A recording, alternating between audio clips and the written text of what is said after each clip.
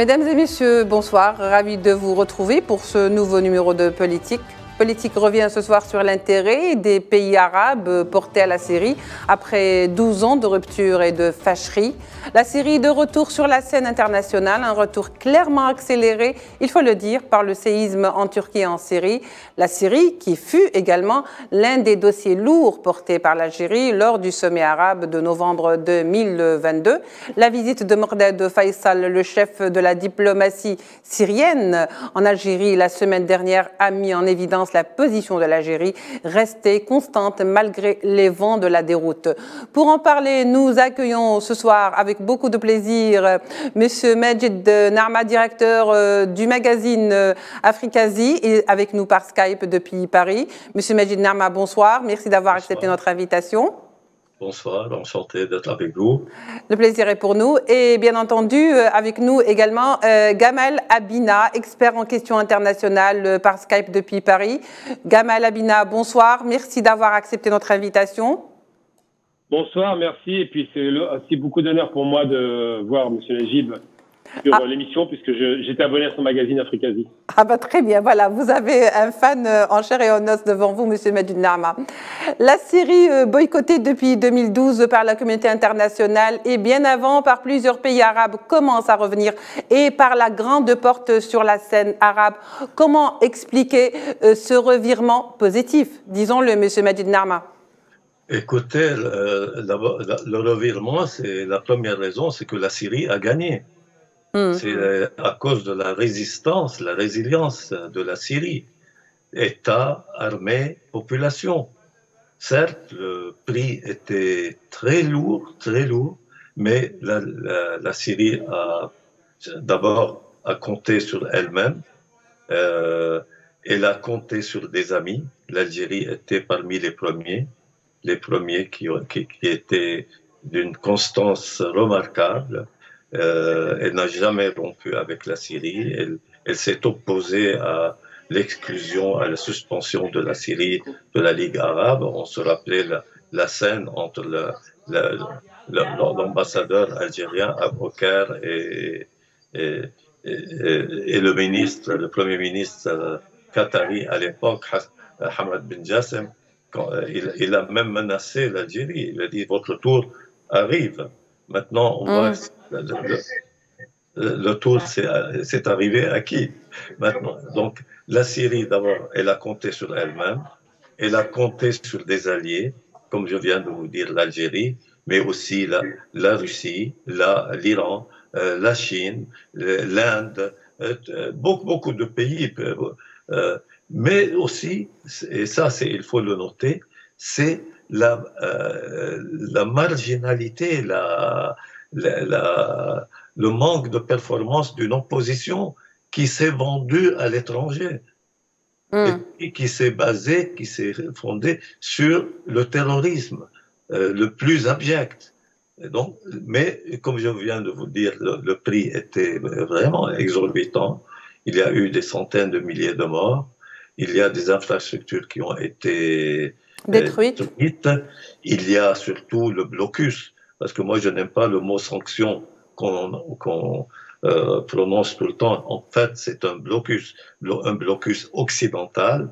Et jusqu'à maintenant, c'était un blocus dépaysé de certains pays arabes. Donc, la Syrie ne peut plus échanger, ne peut plus acheter, importer, exporter. Mais il n'y a plus d'électricité, il n'y a plus d'énergie. Le pétrole est pillé par les Américains et leurs mercenaires kurdes, certains Kurdes séparatistes. Les céréales aussi sont brûlées, etc. Et puis la Turquie, n'oublions pas, jusqu'à maintenant, occupe une partie du territoire syrien, et aussi les Américains dans l'est du pays. Tout cela, mais malgré cela, maintenant, le seul choix devant les ennemis de la Syrie, c'est de retrouver le chemin de Damas. Eh bien justement, oui, justement, ce retour qu'est en train d'entreprendre la Syrie vers le retour sur la scène diplomatique internationale, le concert des nations, Monsieur Gamal Abina, alors est-ce que vous pensez aujourd'hui que la Syrie n'est plus l'ancienne Syrie qui a été boycottée ou qu'est-ce qui a changé? Comme vous l'avez dit tout à l'heure, effectivement, l'Algérie avait déjà tenté, avec le dernier sommet arabe, de réintégrer la Syrie. Il y a eu une levée bouclier de certains pays arabes qui n'étaient pas encore positionnés, et à la faveur évidemment des changements géopolitiques, avec le rapprochement entre l'Iran et l'Arabie, le changement est radical, on l'avait déjà évoqué. C'est un vrai séisme géopolitique qui fait que les cartes sont rebattues dans la région et que l'Arabie a tout intérêt à stopper la guerre au Yémen, ce qu'elle est en train de faire d'ailleurs avec une négociation directe, à stopper évidemment l'alimentation de la guerre en Syrie, puisqu'elle a participé de cette alimentation avec le Qatar, rappelons-le, et les Émirats arabes unis, combinés à leurs anciens alliés états-uniens et européens. Et donc là, aujourd'hui, effectivement, les cartes sont rebattues. Il y a toujours, effectivement, ça vient d'être dit à l'instant, une occupation par la Turquie de la poche d'Idlib. Et Erdogan veut quitter le territoire, il en discute directement d'ailleurs avec les Égyptiens. Il y a toujours des occupations américaines sur l'est du territoire, effectivement aussi. Ça, c'est encore des choses qui vont être à régler. Mais ce qui se passe, c'est que le tremblement de terre a été à la fois un tremblement de terre idéologique sur un plan géopolitique par rapport à l'Iran et l'Arabie, mais surtout un tremblement de terre physique, malheureusement, qui a touché la Turquie et la Syrie, et qui a conduit à ce que certains pays arabes prennent leurs responsabilités, comme l'Algérie, qui a été apporté une aide humanitaire, quand d'autres ont oublié de le faire. Donc il y a un vrai changement de paradigme, mais on peut espérer le retour prochain, au mois de mai prochain d'ailleurs, de la Syrie, parce que le seul pays arabe qui maintenant s'oppose de façon assez molle en vérité à la réintégration, c'est le Qatar, mais le Qatar est sous influence directe de l'Iran et va devoir forcément finalement se joindre au reste des pays arabes, à savoir la réintégration de la Syrie au sein de la nation arabe. Surtout qu'avec le rapprochement irano-saoudien, la donne a beaucoup changé, effectivement. Monsieur Majid Nahma, est-ce que selon vous, vous estimez que c'est une prise de conscience des pays arabes, surtout comme le disait tout à l'heure Gamal, avec les séismes en Turquie et en Syrie, qui ont réveillé beaucoup de conscience et qui ont rapproché ce qui paraissait être une chose impossible, c'est-à-dire la Turquie et la Syrie, même si beaucoup de travail reste à faire. Alors, est-ce que vous pensez que c'est une prise de conscience des pays arabes ou un impératif imposé par la politique du terrain? Si vous voulez, c'est une prise de conscience plutôt que le réveil de la conscience. Parce que quand même, ce qu'ils ont fait pour la Syrie, c'est vraiment atroce, inadmissible. Ils ont même reconnu ce qu'ils ont fait. Je vous rappelle que l'ancien Premier ministre qatari, il a dit que le gibier, on était chargé d'attraper le gibier, et le gibier nous a échappé. C'est-à-dire, il a qualifié la Syrie et son peuple et son armée à un gibier. Vous voyez? Et jusqu'à maintenant, le Qatar refuse de reconnaître ses torts. Ce n'est pas le cas de l'Arabie Saoudite, ni d'Oman, ni des Émirats arabes. Oman a été, comme l'Algérie, du côté du peuple syrien. C'était le premier pays à avoir accueilli triomphalement le président syrien, le nouveau sultan Haytham, aussi les Émirats arabes unis et maintenant l'Arabie saoudite, parce qu'ils ont compris que le chemin de la guerre ne mène nulle part. Et puis, une Syrie affaiblie, exsangue, ne sert les intérêts d'aucun pays arabe. Et surtout que la Syrie, par sa position géographique et stratégique, si cette situation se poursuit, ça va rejaillir sur tout le Proche-Orient. Quant à la Turquie maintenant aussi a compris que c'est fini, le jeu est fini. On se rappelle que Erdogan, il voulait que le régime tombe et qu'il aille prier à la mosquée des Omeyyades à Damas. Ça, il l'a dit, Al-Sham al-Sharif. Mais finalement, c'est la Syrie qui est restée debout et qui a gagné grâce à sa résilience, à ses amis, parce qu'il ne faut pas sous-estimer l'apport que les amis ont apporté à la Syrie.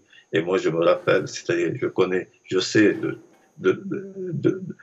que le président Tebboune a la Syrie dans son cœur. Il fait tout pour que la Syrie retrouve sa position, sa stabilité, sa prospérité. Mais malheureusement, la Ligue arabe, c'est quand même, comme l'a dit un certain Premier ministre algérien il y a 20 ans, elle n'est ni arabe ni Ligue. ليست عربية وليست جامعة. يعني c'est triste de le dire, mais maintenant les Arabes, le monde arabe a conscience quand même que sans solidarité arabe, le monde arabe ne pèse plus rien. C'est la Turquie, l'Iran, la Russie, les États-Unis qui décident du sort de ce monde-là. Donc plus ils sont réunis, plus ils sont solidaires, plus ils pèsent, surtout que le monde arabe a un potentiel extraordinaire, même si certains pays arabes, comme le Maroc, malheureusement, je ne sais pas, jusqu'à maintenant le Maroc et le Qatar, ce sont les deux derniers pays arabes qui ne veulent pas reconnaître leur tort, parce que le Maroc a été du côté de ce qu'on appelait les amis du peuple syrien. En fait, c'était des ennemis du peuple syrien, et ils ne reconnaissent pas leur tort. Mais un jour viendra, parce que le peuple marocain n'a rien à voir avec ses dirigeants. C'est un peuple qui aime la Palestine, qui aime la solidarité arabe. Absolument. Absolument.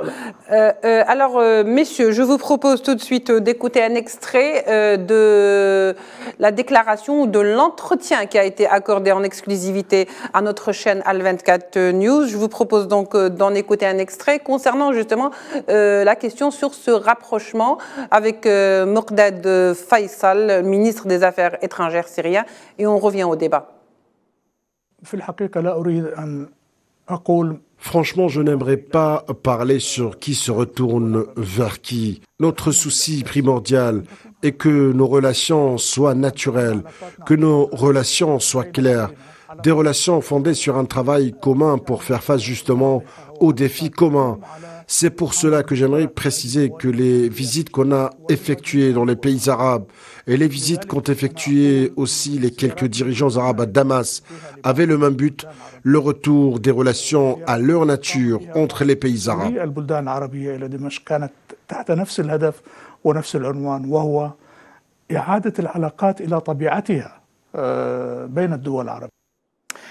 Alors, Monsieur Gamal Abina, on vient de l'entendre, peu importe finalement dans cette déclaration, cet extrait qui a fait le premier pas.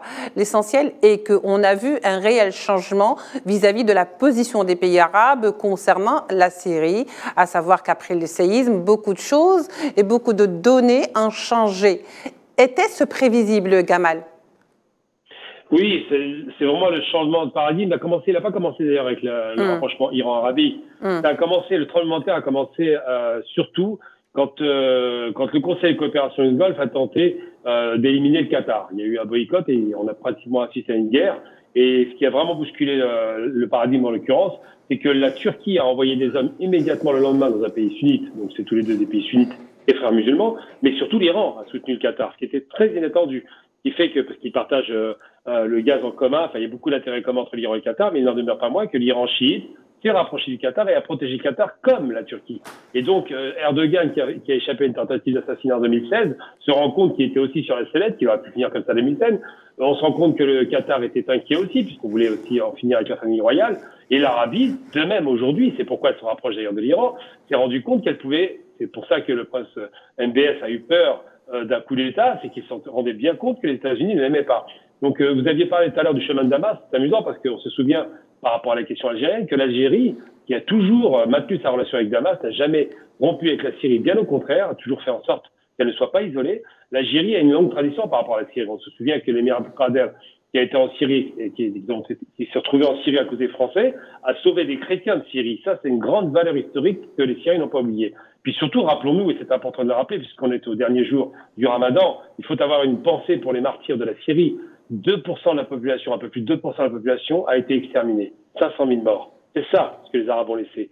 Et j'ai envie de dire, plutôt de façon un peu plus mesurée, je ne pense pas que les Arabes aient pris conscience qu'ils devaient s'unir ou qu'ils devaient être solidaires. Je pense que la peur les a poussés à le devenir. Pourquoi ? Parce que l'Arabie qui a toujours trahi aujourd'hui se rend compte que l'intérêt qu'elle a, c'est de ramener la paix dans la région, d'arrêter ces guerres inutiles ou de les alimenter, d'arrêter cette rupture idéologique entre le sunnisme et le chiisme. et surtout de se dire que finalement ce sont les simples pantins de l'Occident et qui veulent rompre avec l'Occident puisqu'ils ont un autre protecteur potentiel que sont les Russes et les Chinois. Donc ils choisissent leur destin enfin avec un peu plus de, un peu plus de dignité, ce qui n'a jamais été le cas jusqu'à présent. Et aujourd'hui, on peut peut-être enfin assister au rêve, c'est un rêve que j'ai toujours caressé, panarabiste, à savoir l'unification, au moins sur un plan économique, sinon politique, du monde arabe et l'ouverture de l'économie au monde arabe et clairement créer les conditions du développement et du bonheur dans la péninsule arabique et dans le reste du monde arabe. Oui, parfait, Gamal. Monsieur Majid Nahma, l'Algérie a depuis le début prôné le dialogue, de même que la Ligue arabe, bien sûr, tentant de rapprocher les points de vue des uns et des autres. Et c'est justement cette approche algérienne qui a été proposée lors du dernier sommet, qui a été adoptée par certains pays qui ont parrainé même ce rapprochement. Qu'en pensez-vous, monsieur Majid Nahma? Écoutez, la médiation et c'est-à-dire le travail de réconciliation entre les antagonistes, entre les ennemis, ça c'est dans les gènes de la diplomatie algérienne. Et ça ne date pas d'aujourd'hui. Parce que je me rappelle par exemple les accords d'Alger qui ont mis fin au conflit entre l'Irak de Saddam Hussein et l'Iran du Shah. L'Algérie a aussi parrainé la réconciliation éthiopienne. C'est l'Algérie aussi qui a travaillé pour ramener la paix et la stabilité au Mali. Mais il y a toujours des forces extérieures qui sabotent et qui rendent ce travail au moins qui le retardent. Mais finalement, l'Algérie, d'abord, comme je viens de vous dire, c'est dans ses gènes, dans les gènes de la diplomatie algérienne qui est respectueuse du droit international. Même maintenant, elle se propose, si les deux parties l'accepteraient, de faire une médiation entre l'Ukraine et la Russie. C'est ça l'Algérie. À cela, il faut ajouter, comme vient de le dire mon ami, c'est-à-dire il y a l'émir Abdelkader. Mais l'émir Abdelkader, c'est une goutte d'eau, parce qu'il y a en Syrie 1 million de Syriens d'origine algérienne. C'est-à-dire entre les deux peuples, c'est presque la fusion affective et organique. Il y a beaucoup de Syriens qui avaient combattu aux côtés du FLN, de l'armée de libération, dont le chef de l'État syrien, Noureddin Atassi, le Premier ministre, Zaïen, ils étaient des médecins, ils ont rejoint la guerre de libération algérienne. Donc, entre les deux, c'est pas anormal que la solidarité de l'Algérie vis-à-vis du malheur du peuple syrien, mais pas seulement la Syrie, elle s'est opposée à la guerre en Libye, elle s'est opposée à la guerre au Yémen, à la guerre en Irak. Tout le temps, elle était du côté du droit international. Je pense quand même c'est la vision algérienne qui va l'emporter. Oui.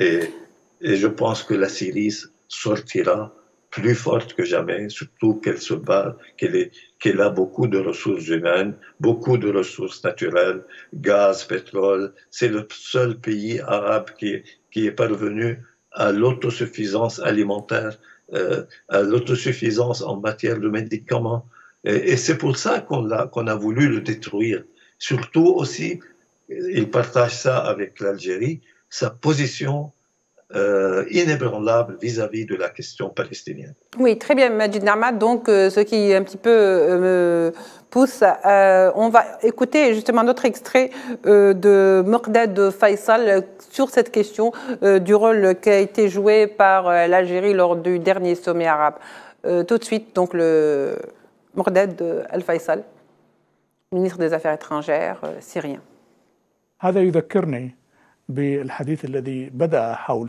Cela me fait un peu rappeler tout ce qui a été dit sur la Syrie avant le sommet arabe d'Alger. Il y a eu d'importantes visites de notre côté comme du côté algérien. Son Excellence le président Bachar el-Assad avait dit à l'époque que la vraie valeur du sommet arabe, c'est qu'elle se déroule en Algérie. Dieu merci, l'Algérie a fourni d'énormes efforts et notre position était, comme je vous l'ai dit, renouer avec les relations entre les pays arabes et qui était le seul chemin qui puisse permettre à la Ligue arabe et à la coopération arabe commune à être efficace. Mais avant, il faudrait corriger les relations bilatérales entre les pays arabes dans sa dimension bilatérale.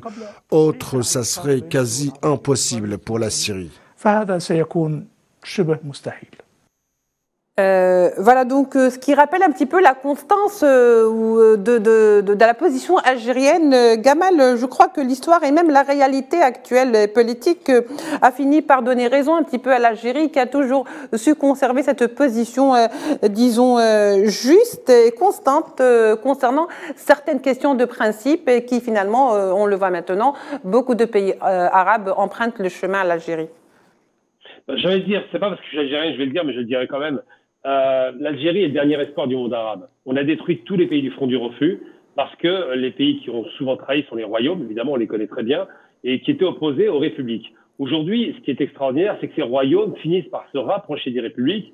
On se rend bien compte dans le Golfe que, par exemple, le Yémen était la seule république qui a subi une guerre, que l'Irak a subi une guerre, effectivement, après la chute du royaume irakien, que je parle des années 50, en 58, que effectivement la Syrie a subi une guerre, le Liban c'est pareil, la Palestine on n'en parle même plus, déstabilisation de l'Égypte, déstabilisation de la Tunisie, la Libye bien évidemment, toutes les républiques arabes ont été impactées parce qu'elles ont deux choses. Elles se sont émancipées du système royaliste qui n'est pas du tout une tradition qui aurait dû être maintenue malheureusement, c'est anti-islamique pour le coup, et surtout elles se sont émancipées d'un autre aspect, c'est l'idée colonialiste, le néocolonialisme. Ces pays étaient opposés à cela et s'opposaient radicalement et frontalement. C'est que ces pays qui ont d'ailleurs nationalisé le pétrole et le gaz. Eh bien aujourd'hui, la ligne algérienne, en l'occurrence, la ligne de façon médiane de modération algérienne, c'était rappelé les accords d'Alger de 75 qui ont ramené la paix entre l'Iran et l'Irak de l'époque du Shah d'Iran. Ces mêmes accords qui ont été faits au Mali, à Alger, encore une fois, par rapport aux accords d'Alger.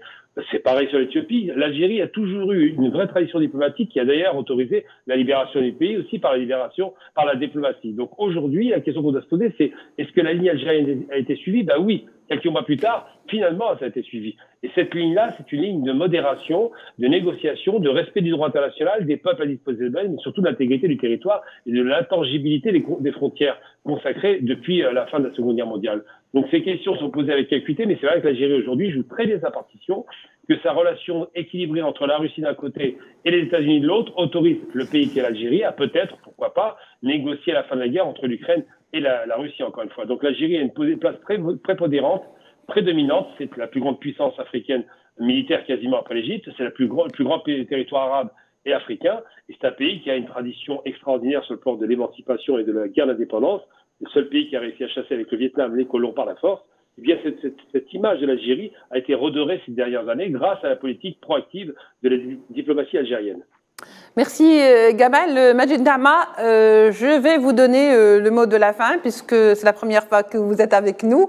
Alors on se fera le plaisir de terminer avec vous. Bien entendu, je vous donne le mot de la fin. Écoutez, le mot de la fin, c'est que finalement la résistance paye. Il faut être fort pour ne pas être balayé. Malheureusement, les pays arabes qui ont été visés, ciblés par ce qu'on appelait le mal nommé printemps arabe, parce qu'ils n'avaient pas une structure forte à l'intérieur et donc ils ont été emportés. L'Algérie a fait le meilleur Hirak au monde. Il n'y a pas eu un seul mort, un seul blessé dans la paix civile et tout ça. Et c'est ce qui a permis à l'Algérie, parce qu'elle était forte, elle a des institutions fortes, elle a pu résister. La Syrie aussi, parce que si elle n'avait pas ces éléments fondamentaux qui lui ont permis de résister, elle aurait été balayée. Et si la Syrie tombait, si elle était tombée, c'est tout le Proche-Orient qui serait tombé entre les mains de la domination sioniste et américaine. Heureusement que l'Algérie avait soutenu le droit, avait soutenu les peuples plutôt que les agissements occidentaux. Merci. Voilà, c'est ça le mot de la fin. Parce que l'Algérie est forte, il faut que, donne l'exemple à tous les pays arabes, il faut qu'ils soient forts pour ne pas être soumis écrasé à l'hégémonie internationale. Merci beaucoup, Monsieur Majid Nama. Je rappelle que vous êtes directeur du magazine Africazi, que vous étiez avec nous par Skype depuis Paris. Merci à vous également, Monsieur Gamal Abina. Vous étiez également avec nous depuis Paris par Skype. Vous êtes expert en questions internationales. Mesdames et messieurs, merci de nous avoir suivis. On se retrouve la semaine prochaine pour d'autres sujets et d'autres thèmes. Au revoir.